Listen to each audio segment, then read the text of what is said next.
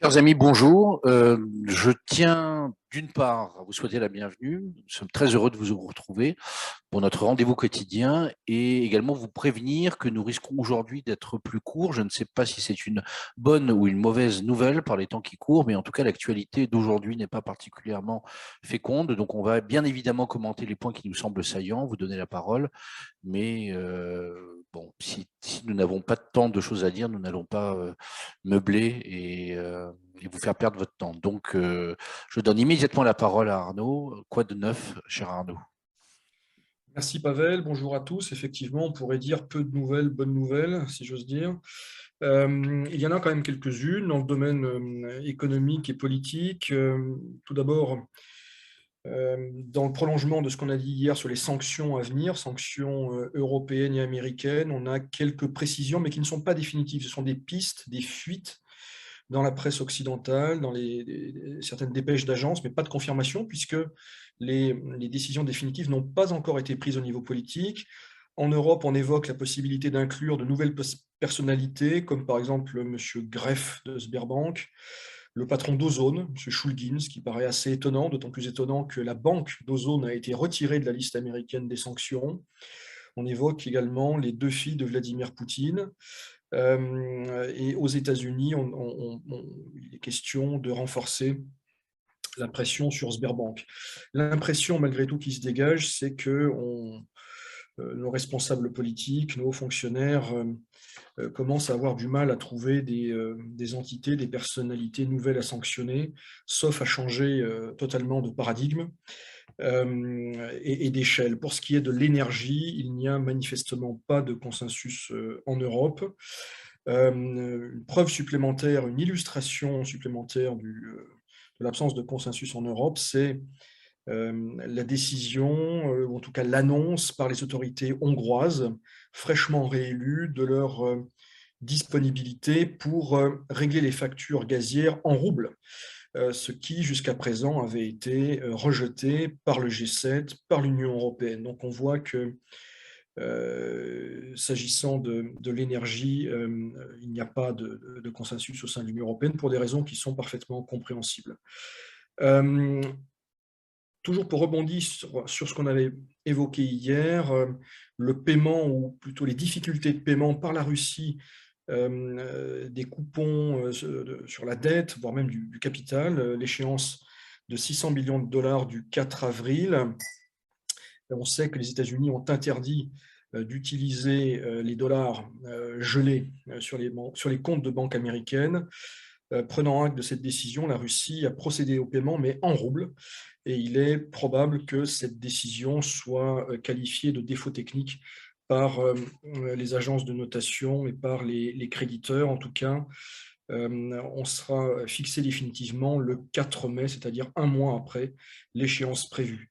Quelques mots de politique intérieure russe et sur les évolutions sociétales en lien avec la crise en Ukraine. Bon, il y a un événement majeur, c'est le décès de Vladimir Jirinovski, qui n'a pas grand-chose à voir en réalité avec les sujets qui nous occupent, mais on en avait dit deux mots il y a 15 jours lorsque une fausse rumeur faisant état de son décès avait germé à Moscou. Je ne puis que répéter ce que j'avais dit à l'époque, c'est-à-dire l'impression qu'une époque se clôt, une époque de 30 ans en réalité, hein, puisque Jirinovski est arrivé sur le devant de la scène en 1991 lors de la première élection présidentielle remportée à l'époque par Boris Yeltsin.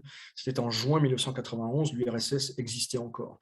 Donc c'est un symbole, évidemment, mais ça a aussi, en réalité, des conséquences politiques majeures pour la scène politique russe, pour le Kremlin aussi. On connaît le rôle de paratonnerre, de capteur que jouait Jirinovski, de lanceur de ballons d'essai parfois aussi. Donc le débat politique russe, la scène politique russe, l'agencement, si j'ose dire, du spectre politique russe sera bouleversé par cette disparition. Euh,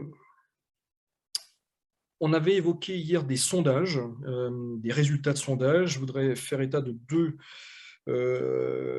deux résultats. Premièrement, sur un sondage du FTSIOM sur les relations avec les États-Unis. 47% aujourd'hui des Russes ont une mauvaise opinion des États-Unis. C'était 18% en 2018.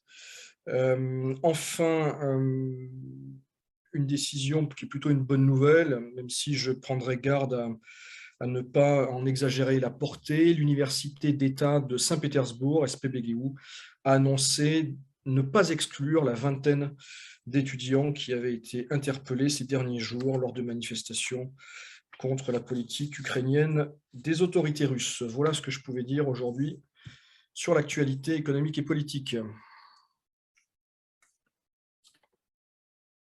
Que tu parlais, nous venons de voir tomber les nouvelles sanctions américaines. Ah. D'une part, des sanctions contre des sociétés, donc blocage complet de tout ce qui concerne Sberbank et Alpha Bank, et ensuite des sanctions personnelles contre le Premier ministre Mikhail Mishustin, l'ex-président numéro 2 du Conseil de sécurité Dmitry Medvedev, les enfants majeurs, entre guillemets, de Vladimir Poutine, je ne commenterai pas cette formulation, et les filles de Sergei Lavrov, ainsi qu'un certain nombre de membres du Conseil de sécurité, ainsi que la Maison-Blanche vient de l'annoncer. Oui, exactement. Bon. Igor, à toi la parole. Sur le front diplomatique, donc comme ça a été dit par Pavel en introduction, il y a eu très très peu de développement depuis hier, donc je vais vraiment vous donner 2-3 informations, mais il s'est véritablement rien passé. Aujourd'hui, Dmitry Peskov, lors de son point presse quotidien, lorsqu'il était interrogé sur les pourparlers qui ont lieu avec l'Ukraine, les a qualifié le processus de visqueux et de très poussif, c'est le terme qu'il a employé, hein, de processus de visqueux et très poussif, qu'on attendrait plus selon lui de la partie ukrainienne, mais que bon, voilà. Pour l'instant évidemment tout ceci était très poussif. Viktor Orban, dont il a été question un peu plus tôt, a proposé que Budapest accueille des pourparlers entre les présidents russes et ukrainiens. Visiblement, il aurait reçu une réponse positive de la part du Kremlin sur le principe, puisque le Kremlin s'est empressé de préciser qu'il y aurait évidemment certaines conditions à réunir pour que cela puisse avoir lieu.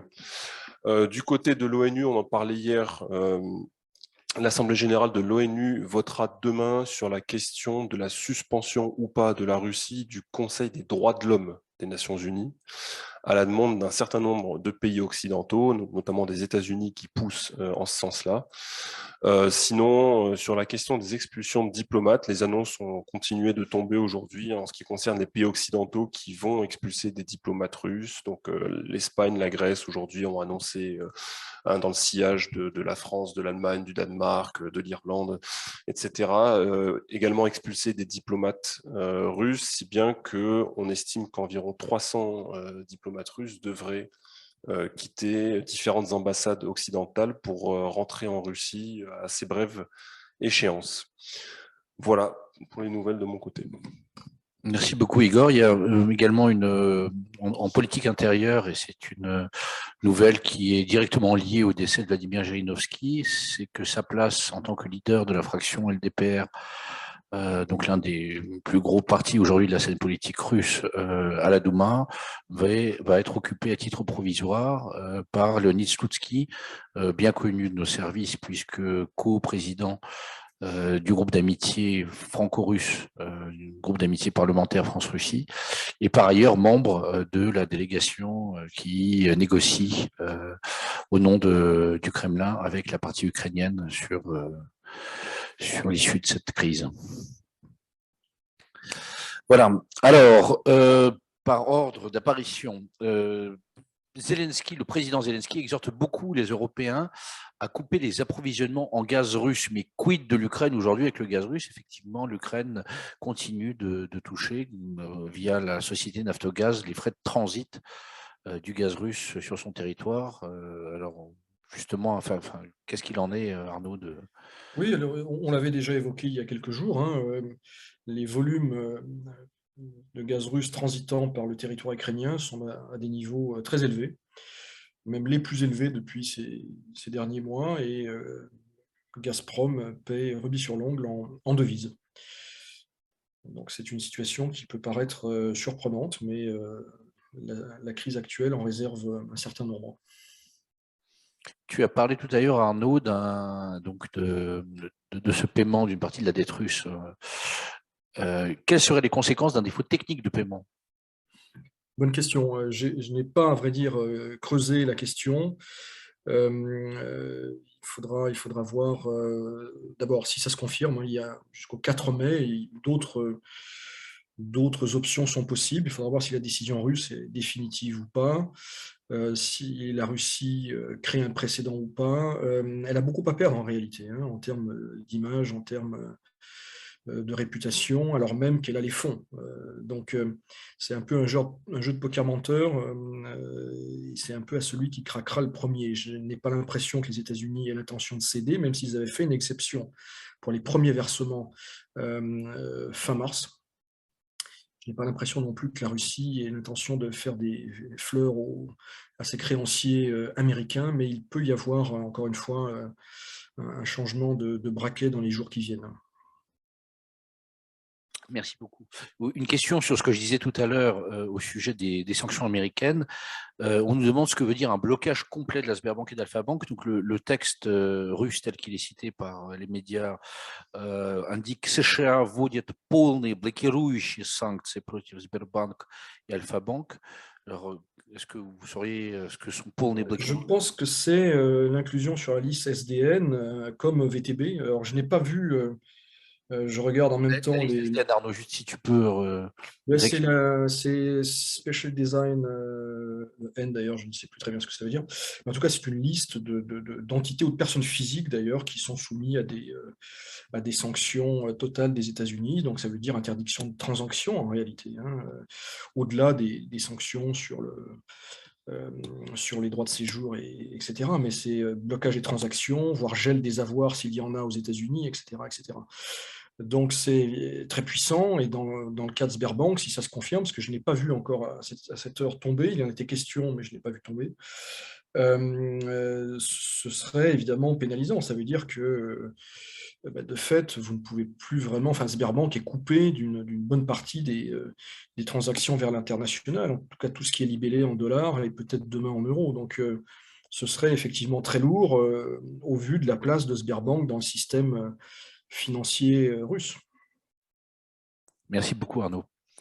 Alors, une question, alors il y a un problème de formulation. Est-ce qu'on envisage le siège de Kaliningrad et quelles conséquences ça va provoquer? Alors, si les questions de siège militaire, d'une part, nous ne répondons pas aux questions militaires pour des raisons bien compréhensibles, mais je ne pense pas qu'un siège militaire de Kaliningrad soit d'actualité. Par contre, on peut éventuellement penser à un blocus. C'est une question qui nous avait été posée hier. Est-ce qu'on peut envisager un blocus du fait de la fermeture des frontières? Qu'est-ce que vous en pensez? Comme on l'indiquait hier, effectivement, de fait, c'est ce qui semble se profiler à l'horizon. Si jamais les pays baltes décident de fermer leurs frontières pour le transit de marchandises et de biens vers la Russie, enfin, donc fatalement, Kaliningrad, qui est une exclave, va se retrouver en situation de blocus économique. Étant entendu qu'il y aura toujours les lignes par voie aérienne et par voie de mer qui resteront ouvertes avec la Russie, avec les difficultés que l'on connaît pour les espaces aériens, hein, qui restent complètement d'actualité. Il y a aujourd'hui une déclaration de M. Grushko, d'ailleurs, à ce sujet, M. Grushko, donc, qui est le vice-ministre des Affaires étrangères, qui a commenté des informations sur Kaliningrad, et donc potentiellement les perspectives de fait qu'il y a un blocus économique qui s'impose partiellement sur Kaliningrad. Et il a expliqué que, enfin, ce sont ces termes, que les Européens joueraient avec le feu dans ces conditions-là. Donc, effectivement, c'est quelque chose, comme on disait hier et qu'on dit même en fin de semaine dernière, que les Russes semblent prendre assez au sérieux ce scénario. Comme a coutume de le dire mon ami et vice-président Gilles Chenceau, l'esclavagisme est une lourde condition.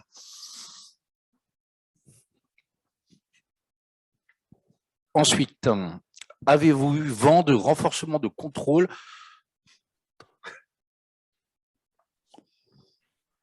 de la part de l'inspection du travail russe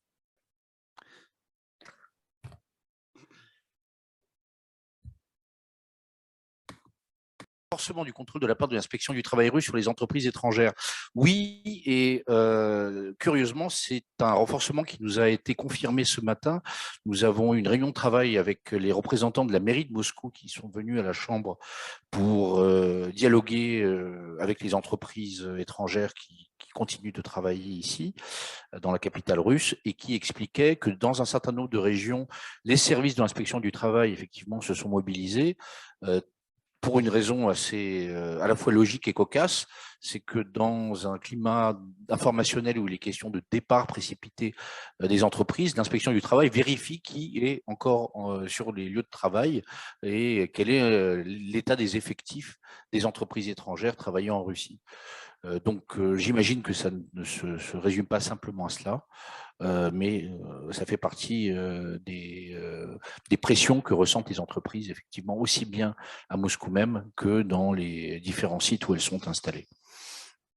Nous vous tiendrons au courant et nous allons poser la question à nos homologues des autres chambres de commerce russo-étrangères pour savoir s'ils sont logés à la même enseigne. Question géopolitique. Le dirigeant hongrois Viktor Orban, donc récemment réélu, a parlé à Poutine en vue d'un cessez-le-feu immédiat. Oui, c'est pas lui qui a été réélu, c'est les élections législatives qui. Voilà. Il a été réélu pour la. Oui, je vais là. Absolument. Donc, citation d'Orban. J'ai proposé au président Poutine de déclarer un cessez-le-feu immédiat, il dit devant la presse, ajoutant lui avoir proposé de venir à Budapest pour des discussions avec les dirigeants ukrainiens, français et allemands. Il a dit oui, mais avec des conditions. Quel est votre sentiment, Arnaud et Igor ? Je pense que Budapest n'est pas un lieu acceptable pour la partie ukrainienne, compte tenu de l'état des relations bilatérales. L'ambassadeur, je crois, ukrainien à Budapest a été convoqué ce matin ou hier en fin d'après-midi après une série de déclarations. Donc très clairement, la Hongrie ne peut pas, à mon avis, prétendre à un rôle de médiateur. Oui, surtout côté hongrois, je crois qu'il y a eu des accusations de tentatives d'ingérence de la part des Ukrainiens dans le processus électoral hongrois. Donc, en fait, c'est un climat qui est assez toxique, d'une part, et d'autre part, par rapport à ce que je disais tout à l'heure, en fait, je le redis, hein, sur la forme, le Kremlin s'est dit disponible pour jouer le jeu de cette tentative de médiation, entre guillemets. Mais une fois de plus, si les conditions sont réunies, et les conditions n'ont pas changé, on les connaît depuis longtemps. Et donc, à ce jour, c'est une déclaration de bonne volonté supplémentaire, on peut dire, de la part des Hongrois, mais ça n'ira pas plus loin en l'état actuel des choses. C'est peut-être même un double pied de nez à Kiev et à Bruxelles, mais c'est une hypothèse très personnelle. Oui, sachant qu'il est réélu pour un 4e mandat, donc ça fait 12 ans qu'il est aux affaires, il va faire 4 ans de plus, ça fera 16. Donc il va rejoindre Merkel. Et étant entendu que hier, la Commission européenne a déclaré envisager des sanctions, des restrictions à l'égard de la Hongrie. Donc je pense que c'est plus dans ce registre-là que dans un registre, je dirais, sérieux et crédible. On a coutume de dire l'appétit vient en mangeant. Une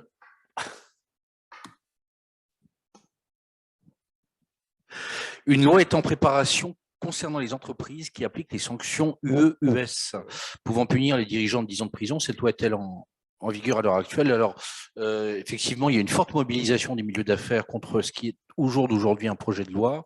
Nous avons signé une lettre collective à l'adresse des speakers des 2 chambres du Parlement, Mme Matvienko et M. Volodine, avec l'ensemble des autres associations de business. A priori, les retours que nous avons eus parlent du fait que cette loi n'aurait validé. Et en tout cas, le projet de loi lui-même ne circule toujours pas. On n'a toujours pas vu de texte, même provisoire. Donc, pour l'instant, nous restons raisonnablement optimistes, mais nous surveillons cette situation comme le lait sur le feu. Alors, l'un de nos auditeurs qui nous spécifie donc le terme SDN dans les sanctions américaines, c'est une interdiction d'effectuer des transactions en dollars. Et l'un de nos auditeurs nous demande, concernant ces sanctions américaines sur la Sberbank, quel impact ces sanctions pourraient avoir sur le citoyen russe de la rue? Difficile à dire. Je pense que tout sera fait pour protéger Sberbank, compte tenu de son importance pour la Russie. Sberbank va sans doute devoir réajuster ses opérations internationales et de façon très, très sérieuse. Mais encore une fois, on peut s'attendre à ce que les autorités fassent tout pour que le citoyen ne remarque pas ou peu l'impact des sanctions américaines. Bah, si on regarde ce que bon, VTB typiquement a été mis sous liste SDN depuis un mois. Qu'est-ce qui se passe pour les gens qui sont chez VTB ou qui ont des comptes chez VTB? Bon, il y a ceux qui ont voulu partir parce qu'ils ont voulu prendre précautions, etc. Mais aujourd'hui, la banque continue de fonctionner. Je veux dire, les gens ne sont pas fermés. Les gens qui ont des cartes de crédit VTB qui peuvent les utiliser en Russie. Si jamais c'est des Visa, des Mastercard, pour l'instant, ils peuvent fonctionner en Russie avec ces cartes-là.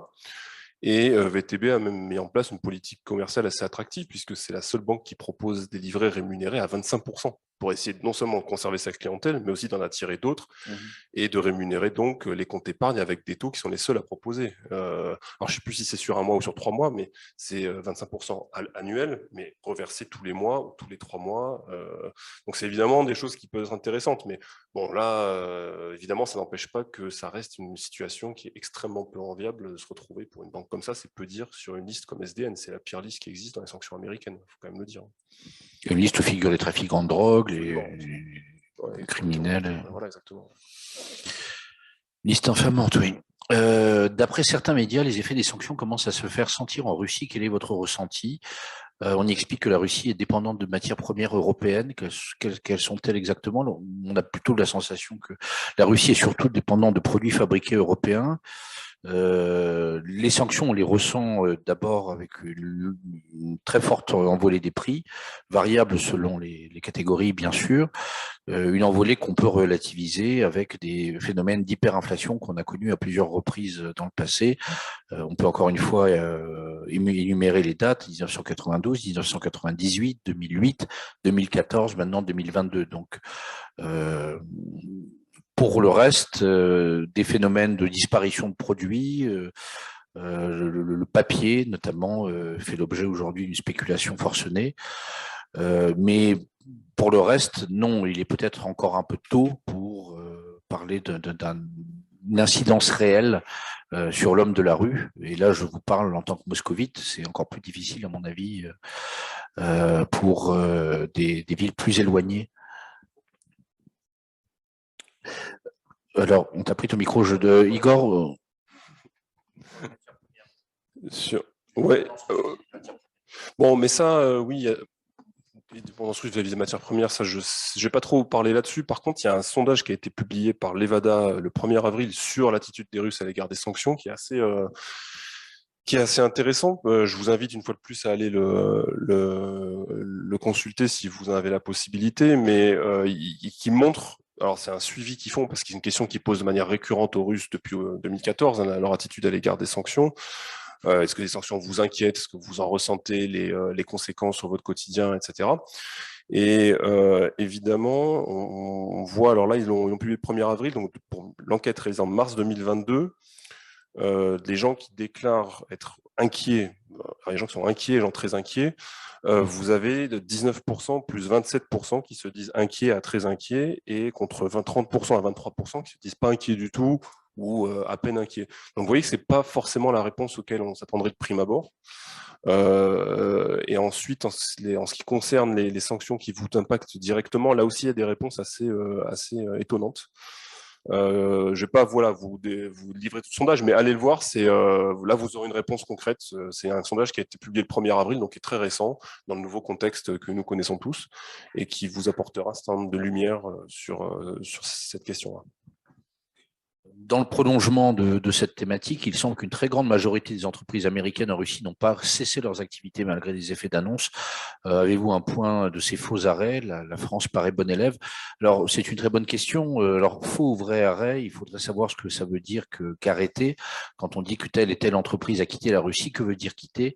Donc, encore une fois, notre discours n'a jamais changé. Quitter, ça veut dire licencier ses employés, résilier le bail de ses locaux, faut vider ces hangars, résilier le bail des hangars, cesser toute activité, arrêter ces outils de production.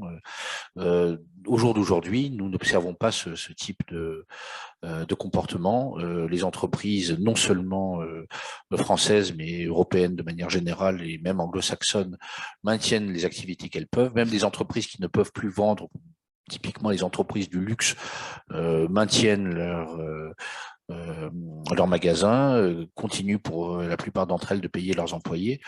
Donc nous sommes à un moment où, encore une fois, les effets d'annonce, effectivement, sont assez différents de la réalité sur le terrain. Nous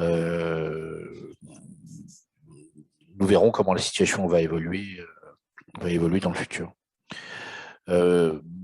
Françoise, j'hésite mais je vais quand même lire votre question parce que c'est un petit peu l'éléphant au milieu du salon, que tout le monde fait semblant de ne pas voir alors même qu'il occupe tout l'espace. C'est évidemment lié aux événements de Boutcha. Il y a des vidéos circulant sur le web, notamment une vidéo faite par un journaliste belge comme quoi c'est faux. Il y a aussi des vidéos disant que les vidéos sont des fakes.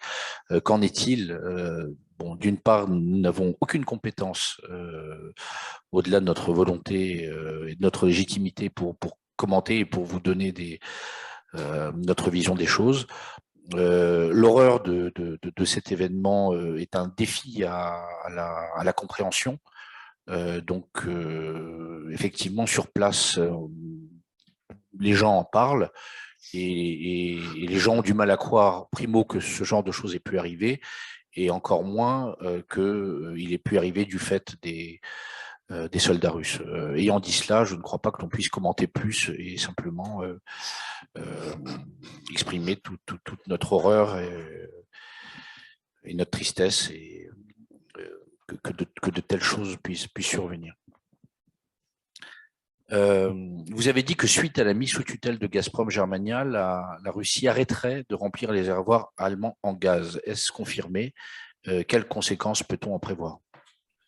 Alors, effectivement, hier, il y a eu des annonces à ce sujet, qui se sont poursuivies aujourd'hui d'ailleurs, puisque Gazprom a exigé, a plutôt annoncé le retrait de tous ses administrateurs de Gazprom Germania, donc pour bien marquer le fait que Gazprom n'a plus en réalité de lien capitalistique ou autre avec cette structure, qui fait l'objet d'une mise sous tutelle de la part des autorités allemandes.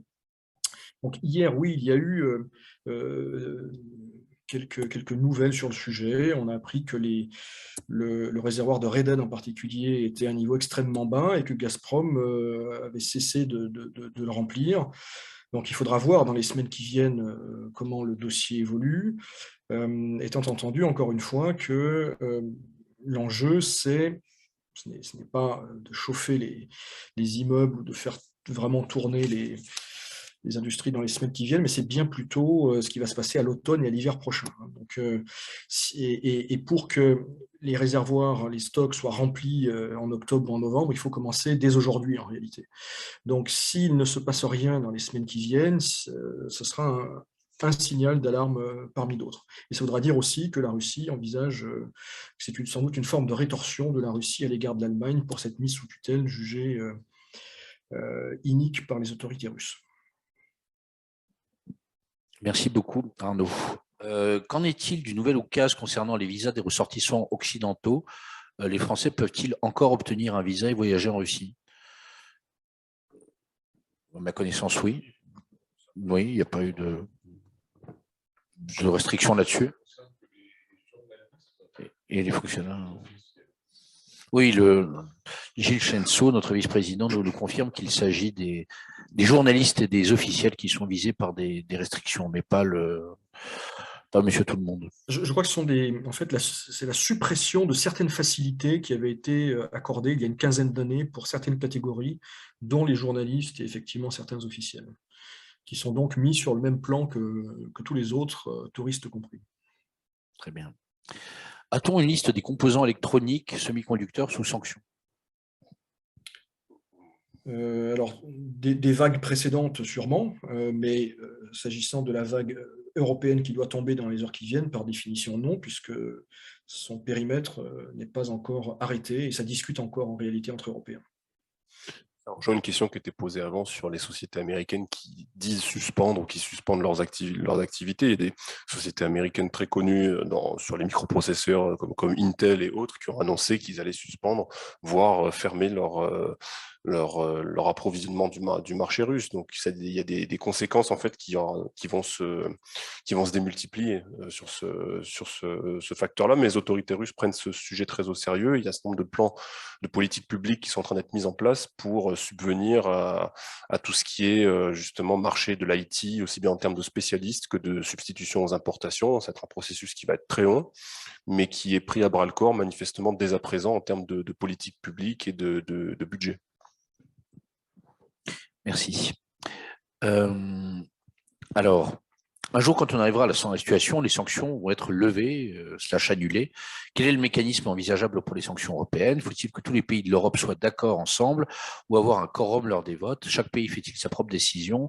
Autre mécanisme. Alors, à ma connaissance, mais Igor, tu me détromperas, je crois que les sanctions sont à chaque fois assénées pour une durée limitée de 6 mois, de 3 ou de 6 mois, et que pour qu'elles soient renouvelées, il faut un vote à l'unanimité des pays de l'Union européenne. Ça, c'était avant. Je ne suis pas certain du tout. Là, on parle des sanctions qui avaient été adoptées à la suite des événements de 2014.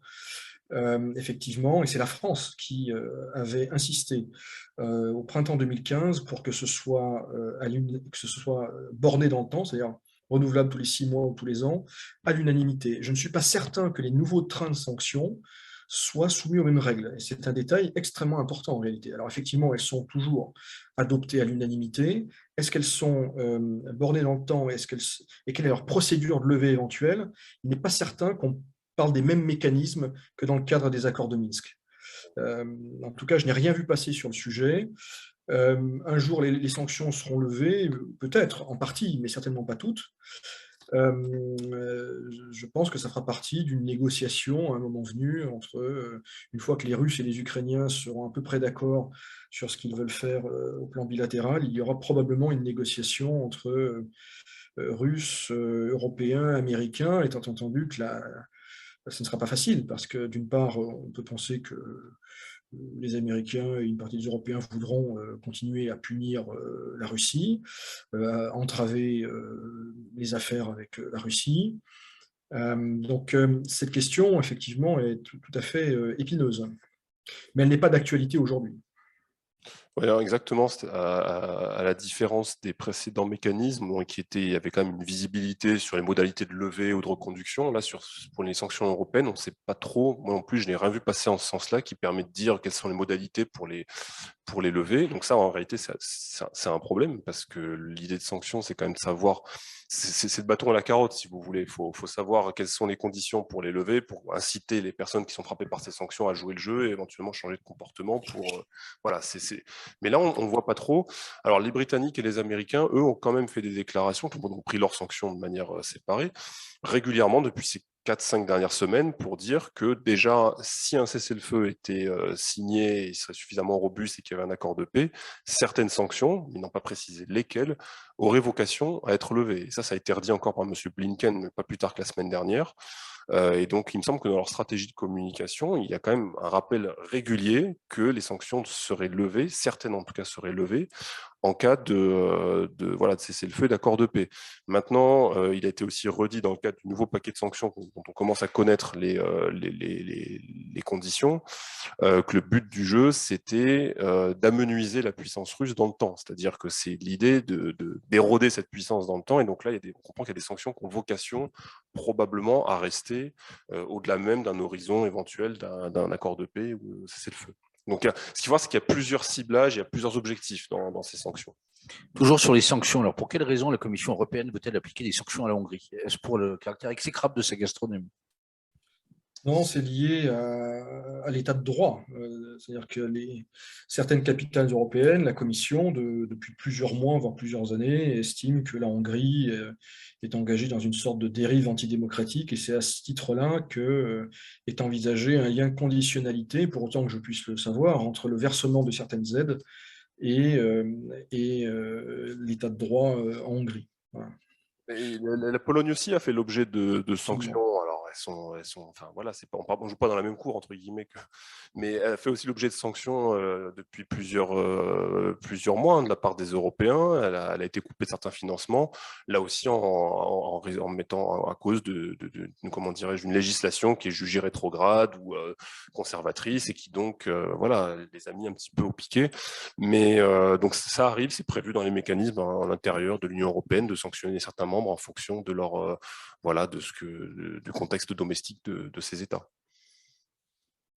Alors, des questions très pratiques. Bonjour, j'ai lu dans la presse que les nouvelles sanctions européennes pourraient concerner les transporteurs russes et biélorusses qui pourraient être interdits d'entrer dans l'Union européenne. Ma société importe en Russie des produits de France par camion. Notre transporteur est biélorusse. Devrais-je changer de transporteur si cette sanction est appliquée? Est-ce une rumeur ou un risque réel? Merci pour vos conseils. Ça semble être un risque tout à fait réel. Oui. Il est question effectivement de sanctionner les transporteurs, les poids lourds russes et biélorusses afin qu'ils n'aient plus accès au territoire de l'Union européenne. Donc effectivement, dans ce cas très précis, il faut à mon avis commencer à envisager d'autres sociétés, à mon avis, pour pouvoir poursuivre le transport. La Sberbank n'est-elle pas l'une des banques majeures pour le paiement des exports russes? Et pourquoi l'État russe n'intervient-il pas sur les envolées de prix qui ressemblent plus à une spéculation qu'à de vrais problèmes d'approvisionnement? Oui, alors Sberbank est effectivement, on l'a dit, un acteur bancaire majeur dans le système bancaire russe. C'est une des premières banques en Russie. Sur le fait que le gouvernement russe ne veut pas intervenir sur les prix, en gros ne veut pas geler les prix, je crois qu'il y a eu une déclaration la semaine dernière, alors je ne sais plus de quelle figure politique, mais qui disait que justement, pour l'instant, il n'y a pas de volonté de geler les prix. Je pense qu'ils ne veulent pas ajouter la panique que ça la provoquerait inévitablement. Une politique de gel des prix, ça peut rassurer, mais ça peut aussi faire paniquer les gens. Et d'ailleurs, pour l'instant, il n'y a pas de problème comment dirais-je, de tarissement de certaines denrées de manière critique, outre ce qui a été provoqué par justement déjà une première vague de panique un peu similaire à ce qu'on a connu à l'époque du premier lockdown du Covid, avec des gens qui se sont rués pour acheter, au lieu d'acheter un paquet de sucre, ils en ont acheté 5 et faire des stocks avec des réactions assez irrationnelles. Donc, l'idée, c'est d'éviter de provoquer ce type de réaction qui, oui, vont accroître une tension sur les stocks. Cela étant dit, le gouvernement russe a demandé, enfin le ministre russe de l'Agriculture a demandé à la holding céréalière russe, holding unifiée des céréales russes, de se préparer à faire des stocks d'ici à fin 2024. L'idée est de cumuler 3 millions de tonnes de céréales en réserve d'ici 2024 et 250 000 tonnes de sucre d'ici 2024, dans des sites qui sont répartis à travers le territoire de la fédération. Donc là aussi, il y a une idée de se prémunir contre voilà, potentiellement déjà une mauvaise saison qui peut arriver. Après tout, la météo, c'est quand même un paramètre déterminant pour l'agriculture. Et l'année dernière, on l'a déjà dit, mais il faut le redire, a été une très mauvaise année pour les récoltes comparée à 2020 ou 2019. Et donc l'idée, c'est de prendre les devants, une fois de plus, pour se prémunir contre un éventuel choc, quel qu'il soit, encore de sanctions, ou météorologiques ou autres. Toujours dans la rubrique Lifehack, que conseillez-vous aux familles / entreprises franco-russes pour le transfert d'argent? Notamment, est-ce qu'on peut leur conseiller les crypto-monnaies? Moi, je n'y connais pas grand-chose en crypto-monnaie, donc je ne vais pas conseiller sur quelque chose que je ne maîtrise pas, mais c'était un canal qui a été évoqué. J'ai lu des choses dessus, qu'effectivement, ça pourrait être une espèce de valeur refuge, parce qu'on peut les décaisser à peu près partout dans le monde. Donc oui, mais comme je ne connais pas bien cet instrument-là, je ne vais pas vous le recommander. Peut-être qu'Arnaud connaît d'autres instruments? Absolument pas. Le troc. Oui, on va revenir aux questions sur les transporteurs, les frontières, les camions. Le départ des diplomates va-t-il impacter la délivrance des visas aux Russes au consulat de Moscou? J'ai tendance à vous dire forcément. En tout cas, on a un exemple dans le passé qui était les consulats américains qui avaient été fort dégarnis par des volets de sanctions russes et qui avait abouti en fait à un quasi-gel de la délivrance des visas américains en Russie avec des gens qui allaient obtenir ces fameux visas en Géorgie, dans les États baltes, etc. Donc oui, les visas, c'est quelque chose qui, comme les produits de luxe, est fait à la main.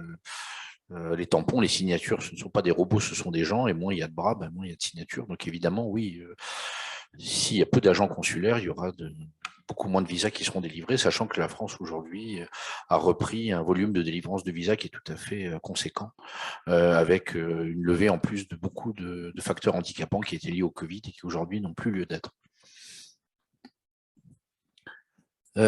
Alors oui, sur les IT, on nous écrit que l'éditeur du jeu particulièrement d'actualité, World of Tanks, d'origine biélorusse, quitte la Russie et la Biélorussie. D'autres sociétés IT russes pourraient quitter la Russie. Alors, je ne sais pas ce qu'il en est des sociétés IT. Je sais que parmi les Russes qui quittent, alors ça ne veut pas dire qu'ils émigrent, ça veut dire que, en tout cas, au jour d'aujourd'hui, ils se sont délocalisés ailleurs, souvent en Géorgie, en Turquie, dans les Émirats, et que les informaticiens, généralement jeunes, généralement diplômés et polyglottes, sont parmi les profils que l'on retrouve le plus dans cette émigration, et que sans doute les sociétés qui les emploient vont se trouver fort dégarnies. Pour ce qu'il en est de vous dire si telle ou telle autre société IT a quitté, on va poser la question et on reviendra vers vous. Quel est l'intérêt pour la Banque centrale d'acheter de l'or aux banques russes à un prix fixe inférieur à celui du marché? Je n'ai pas vu, je ne suis pas au courant de ce phénomène à suivre, mais bon, l'intérêt de la Banque centrale pour l'or, il est parfaitement compréhensible, hein, au vu de ce qui s'est passé avec le reste de ses réserves il y a quelques semaines. Alors, question douloureuse également. Êtes-vous au courant de l'expropriation avérée par des gouvernements européens, notamment la Pologne, d'actifs de citoyens russes vivant sur leur territoire ou de gel de leurs comptes bancaires? Nous ne parlons pas ici d'oligarques, mais bien de citoyens russes lambda. Alors, il y a des informations parfaitement recoupables et avérées sur les fermetures de comptes en France en particulier, alors sur des critères qui sont, d'un point de vue juridique, je pense, extrêmement fragiles, hein. Il se dit que on regarde les noms de famille et ce qui ressemble à du russe voit son compte fermé. Donc là, on sort du droit, me semble-t-il. On est dans des décisions parfaitement discrétionnaires. Ça a lieu en France. Je connais quelques exemples. C'est très choquant. Est-ce qu'il y a en France des confiscations, des expropriations de biens de personnes qui ne figureraient pas sur les listes de sanctions? Je ne pense pas, mais je ne sais pas ce qui se passe en Pologne. L'un des auditeurs nous écrit que sa belle-mère, citoyenne russe, cliente au Crédit Agricole depuis 20 ans, ne peut disposer de ses avoirs. Ce n'est pas effectivement la seule information que nous avons. Nous avons également l'épouse d'un autre de nos dirigeants d'entreprise qui, après 20 ans de bons et loyaux services, a vu ses avoirs gelés. Notre ami Philippe Pégorier, que je salue au passage, et qui est, comme chez lui, dans les allées ténébreuses du consulat, nous écrit qu'il y a beaucoup d'employés locaux au service des visas qui ne seront pas touchés, et seulement 4 titulaires. Merci Philippe pour ta précision, donc impact assez faible. Voilà, je crois que nous n'avons plus de questions. Il me reste à vous remercier pour votre écoute et votre présence. Vous annoncez que le jeudi 14 avril, nous organisons une rencontre des sociétés membres de la Chambre. Plus d'informations sur notre site. Je vous rappelle également l'existence de notre fil Telegram, CCI France Russie, notre hotline. Et puis, vous donnez rendez-vous demain et tous les jours ouvrés de cette semaine, 17h30 heure de Moscou, 16h30 heure de Paris, pour de nouveaux débriefings. Tenez bon, merci à tous. Bonne fin de journée, au revoir. Bonne soirée, au revoir.